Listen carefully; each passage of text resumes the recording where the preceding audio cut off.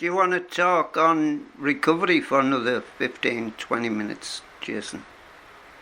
Yeah, do you want me to? Yeah, carry on, yeah. Yeah, well, I'll just keep going. Yeah.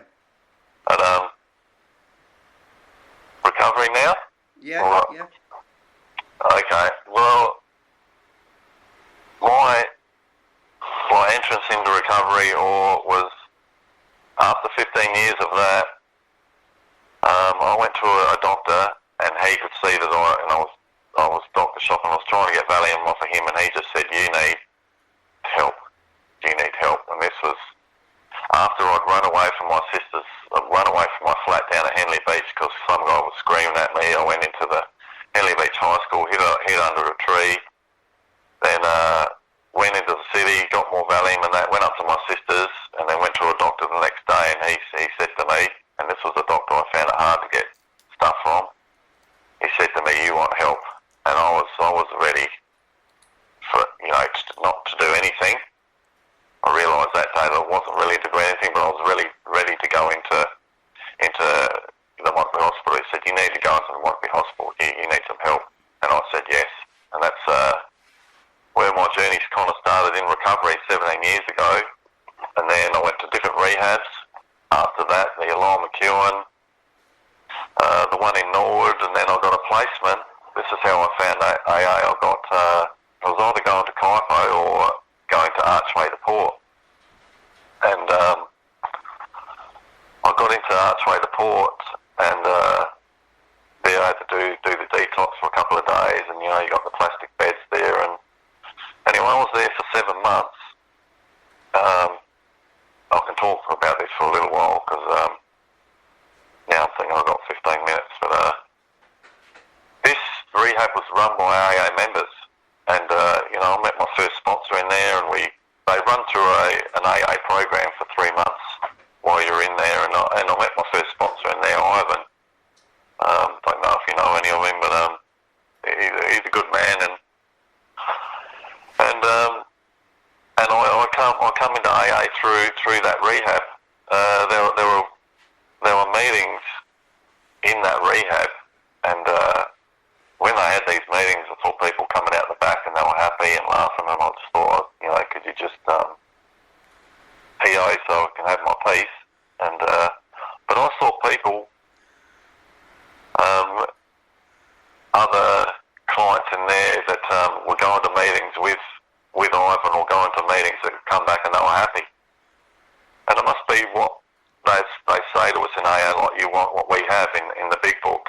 I wanted what he had, and so I came to a meeting at Brompton with my sponsor, or Ivan. Not that he was a sponsor of mine at that time.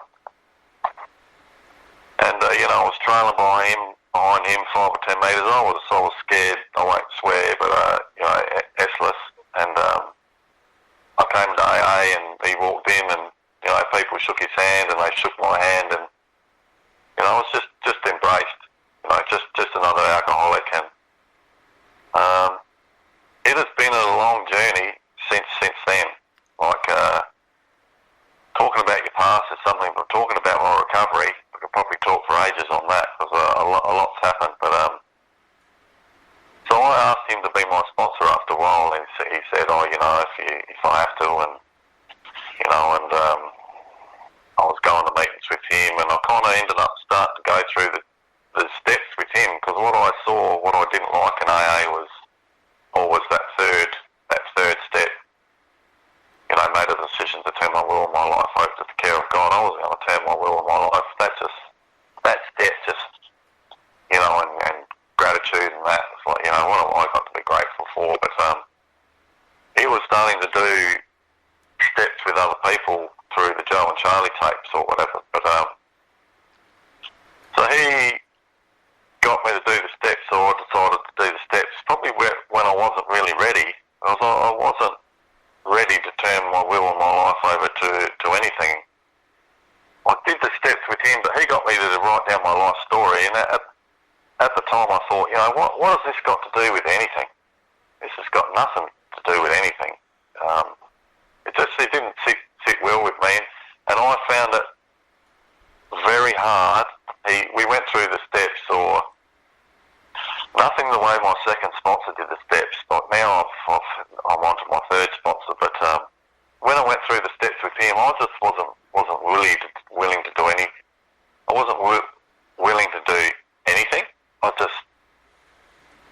I tried to go out and make amends, and because I had a belief in God, because a few things happened in that rehab that I prayed to God once, and something happened to me that just I knew there was a God. Like, my mum I was having an argument with my mum, and she was asking me about something. I said, you can't understand what I'm talking about. She's like, try me.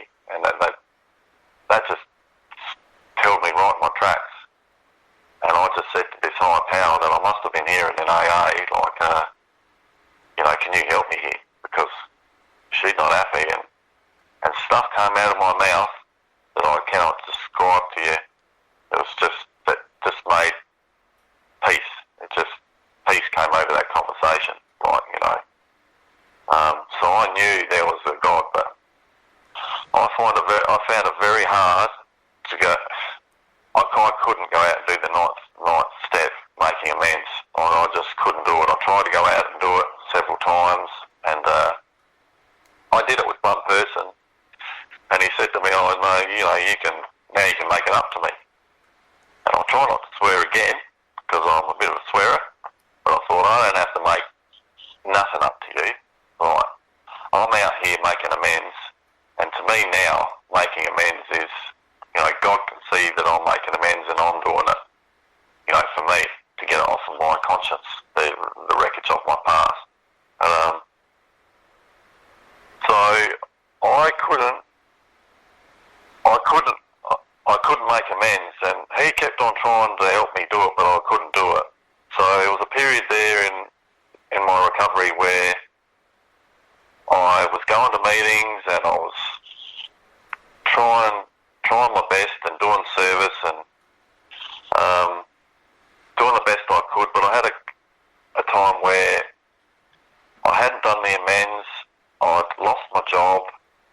A guy at a meeting said once, Jock, he said, God can give everything, God can take away. And I thought, you silly old fool, what are you talking about? God's not going to take nothing from me. And I'll tell you the truth, I was doing the best I could, going to meetings and that, but then my life fell apart because I was doing weights.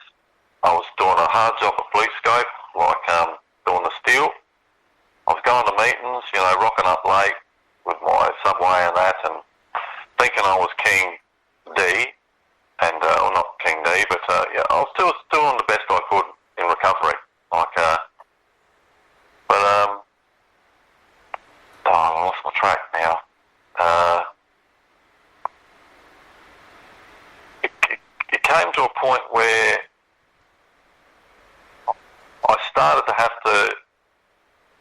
I had to start relying on God. That's it. I was going downhill, and things were getting worse and worse. And I was going to I heard this thing in AA, like go to 90 and 90. I thought, I'll try that, because there was no way I was going to a lot of meetings, because I'm just not really a meetings person. Like I can go to a few back then, and my sponsor would say to me, like, if you don't want to go to a meeting, you don't have to go to a meeting. Because I find it hard to communicate with people. You feel like a shag on the rock after a meeting's finished. You don't know who to talk to, and I was uncomfortable in early sobriety. I came to a point where I went to a meeting in this 1990, and I hadn't done my amends, and this I'm going on. I hadn't done my amends.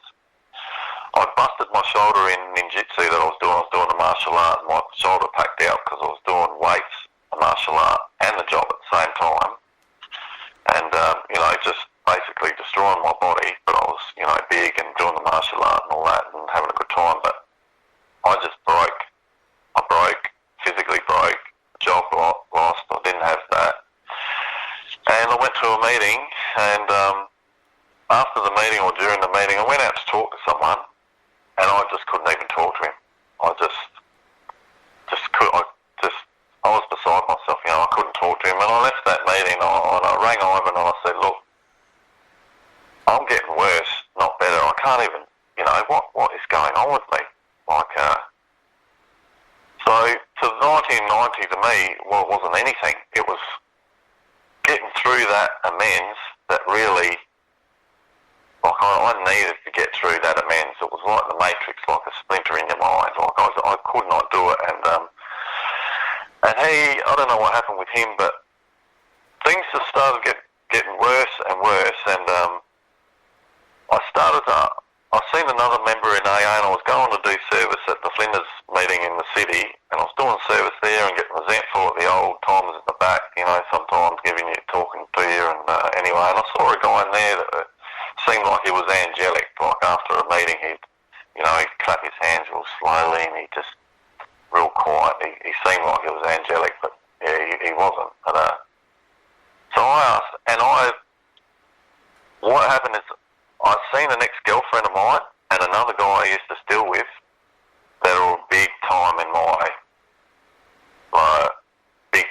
recovery, or big time in my using days. Like, I separated from her at 3 years when I was with her, and my dope smoke and all that escalated in the end into ecstasy and all that. And I saw her at the beach one day, and that was just coming right out of the blue, and I saw this other guy too that I used to go out and steal bikes with, and we used to get on the heroin, but and I hated this bloke. He was a real pea, but and things are getting worse. But I said to Martin, can you be my sponsor?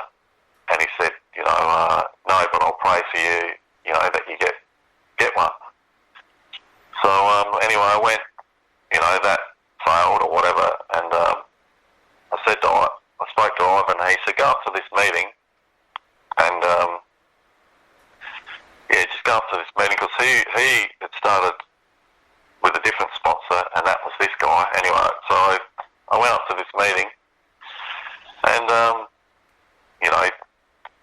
just really down, and I met my second sponsor, and he was the one that took me through the steps. He was the first guy that I saw at that meeting, and he said to me, how are you? And I'm like, I'm not very good.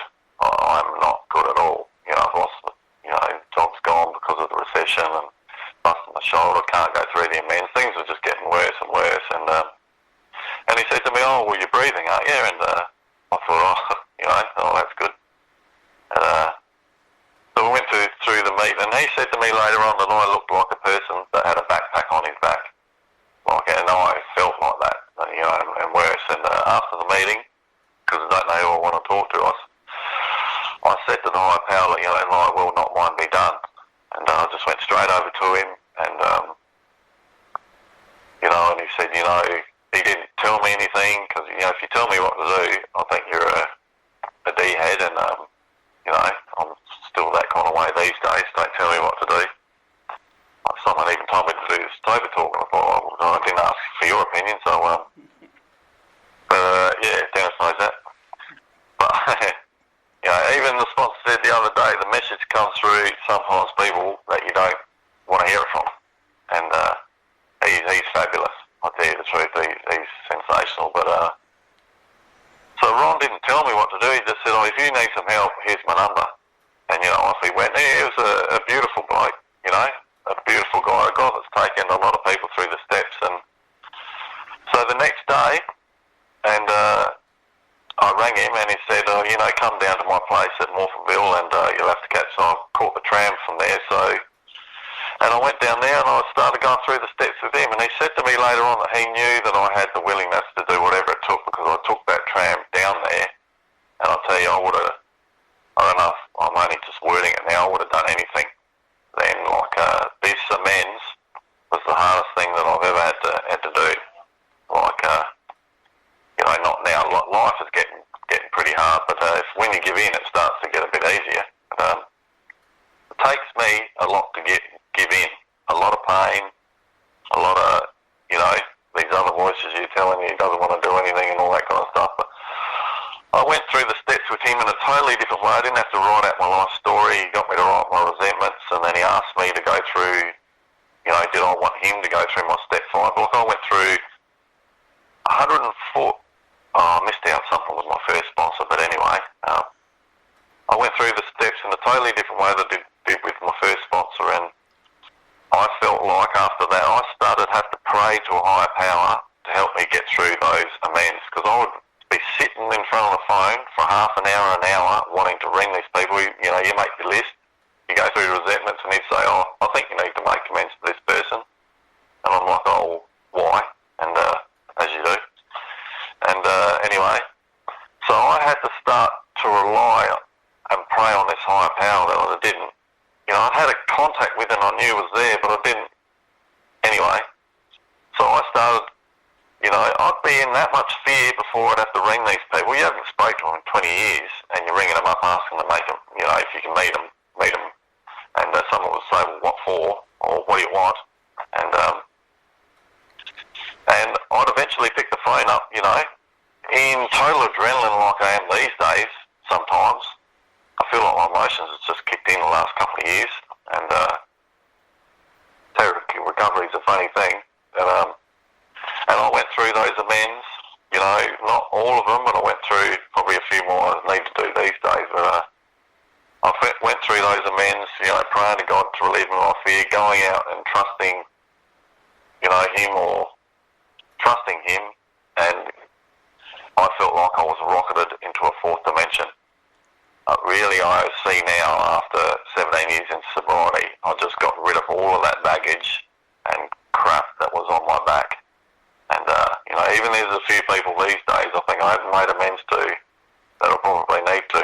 And, so, you know, my journey isn't finished, and I feel like it's kind of only just starting, or, you know, with going out and looking. So, yeah, that recovery process is, and like I'm saying now, I feel like I just want to go out now. I mean, a lot's happened since that second sponsor. Like, we had a bit of a falling out, and, you know, that happened, and I'm kind of around AA and got away from... When I had that spiritual experience or thought that I got rocketed into a fourth dimension, I got away from going to camps. I got away from this, and people that were talking about their problems in AA were the idiots, and they hadn't found, you know, God like I, you know, thought I'd found God.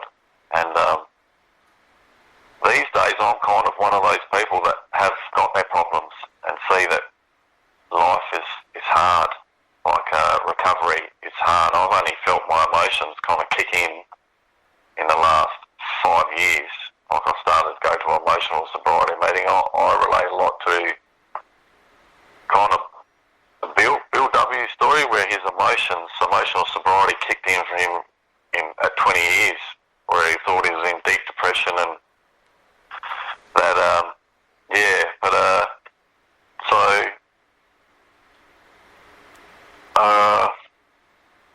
now I've got a third sponsor, and he's kind of into, he's kind of into psychology and all this kind of stuff, and I kind of just,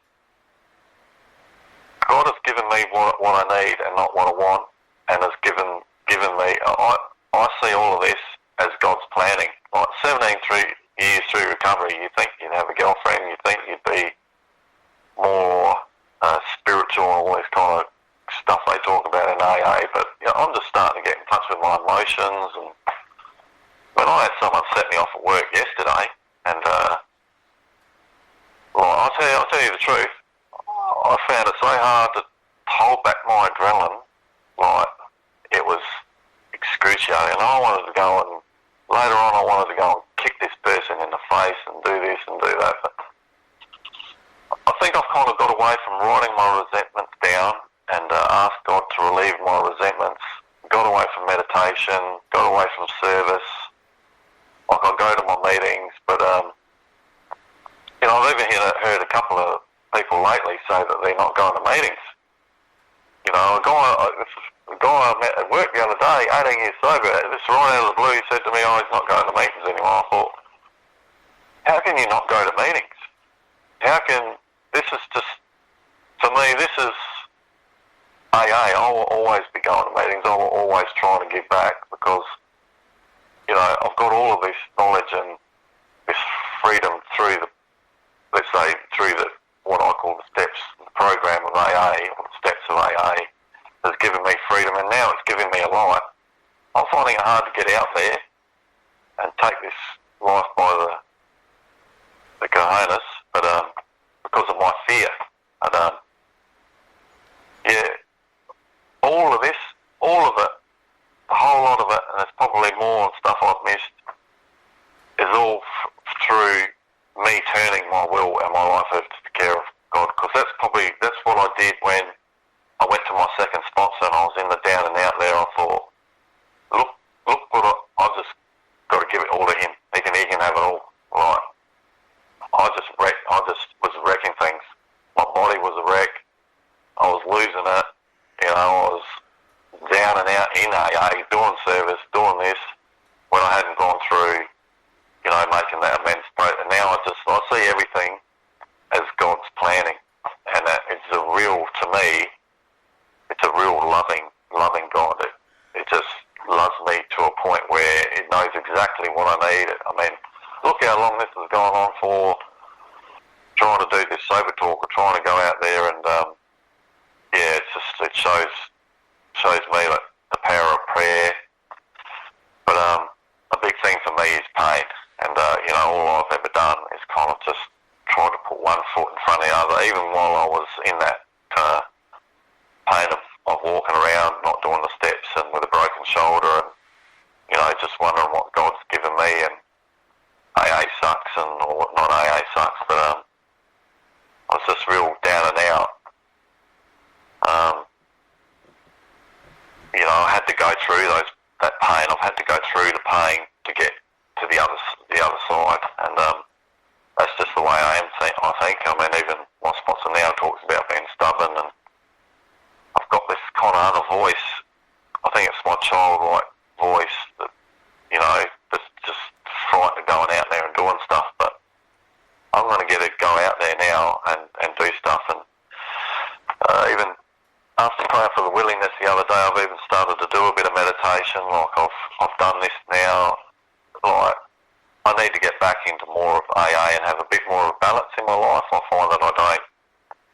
I've seen psychologists in recovery too. I've seen 3 psychologists, and I see a psychologist that I really are getting a lot of benefit to these days. She's just said to me the other day, like, how's the balance in your life? And I heard what she said, but then I went into all of my stuff like I usually do about what's going on at work and this, the resentments and that. But my balance is not right in life. I don't look after myself enough. I don't, you know, I've just come across a new dog, which was like a gift to me, and I'm doing stuff for him, but I really start to need to look after myself and, you know, meditation, going out into nature, going to conventions, you know, just and trying to progress my life. I've got a really good life. Like I was sitting here now, and anyway, I've probably gone on too long. Am I, Dennis? Good on you, Jason. But it's all through God's planning, and now, you know, I've got the willingness, and there's more and more tests to come in recovery. Like to me, recovery is progress, not perfection. You don't get, you know, a spiritual awakening overnight. I mean, it says it in the big book. The spiritual awakening is of the educational variety, I think they say. And, you know, I'm still getting educated. And there's a lot of stuff still in me that needs to be looked at. But I'll tell you what, from coming from, you know, a guy that was going to kill himself, or was, you know, looking at it, to walking into that with that sponsor, like 5 to 10 metres behind him, like a little, you know, child, to what my life is today is incredible. Keep coming back, Jason. Oh, I will be, Dennis. Yeah, I mean that's what you do. Yeah, you keep coming back. Good on you, man. You keep coming to the meetings, and you keep. I mean, it's about giving away, not about taking. I mean, I don't know where I'd be, Dennis. You know what I mean? So. Good on you. Thanks for letting me share. Thanks for that, Jason.